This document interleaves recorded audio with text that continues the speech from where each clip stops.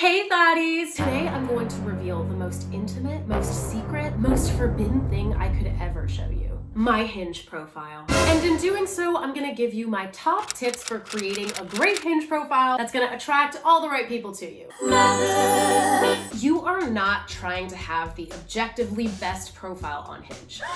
You're not trying to be the funniest or the hottest or the most clever or the coolest person. Rather, you're trying to have a profile that honestly reflects who you are and is therefore going to draw in people who are truly an energetic match to you. Let's get started. Tip number one, my most obvious tip, please start with a clear solo shot that's flattering but also looks like you. Does it look like me? Am I a catfish? What do you think?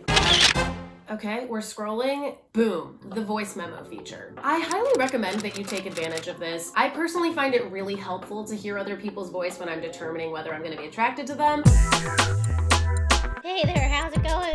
And vice versa. If you don't like the sound of my voice, you probably won't like me, so might as well get that out of the way. Now let's hear what this has to say. So this is a little unconventional, but I like to do the very first meeting over FaceTime. It's a habit I started in the pandemic and I've just... Interesting. I have a whole other video on this. I'll put the link in the description, but I am a big fan of FaceTiming instead of having conventional first dates. It's a great, easy way to weed people out without wasting too much time. What's going on? Why did my outfit change? Because it's time for mirror selfies, Pass. gym selfies, Smash if you're really into the gym. Pass for me. memes, Smash. pictures with their family, Smash. good flirt to roast ratio, Pass. one-word answers, Pass. figuring out my dating goals. Run.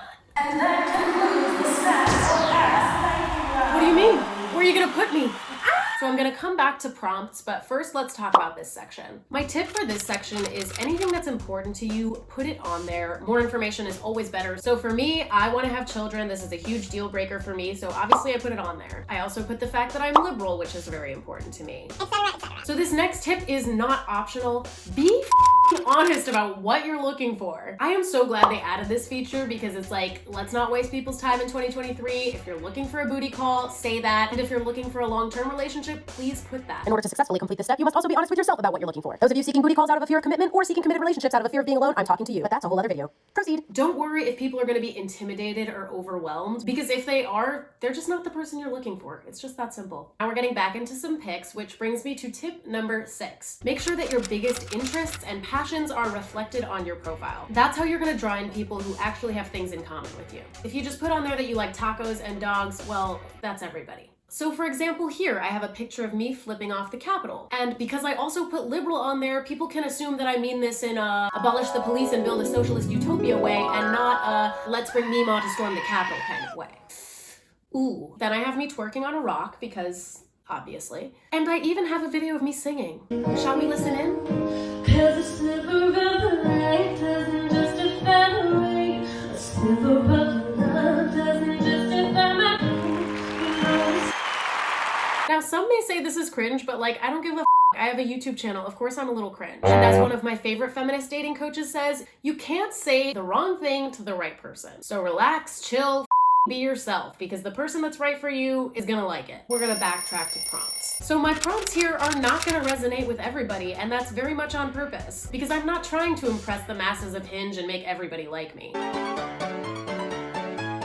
Instead, I'm trying to attract my unique soulmate, who is a very specific person with specific quirks just like me. So let's read my first prompt. My simple pleasures. Being told I look like Anne Hathaway at the beginning of Princess Diaries. I take what I get. So obviously I'm funny.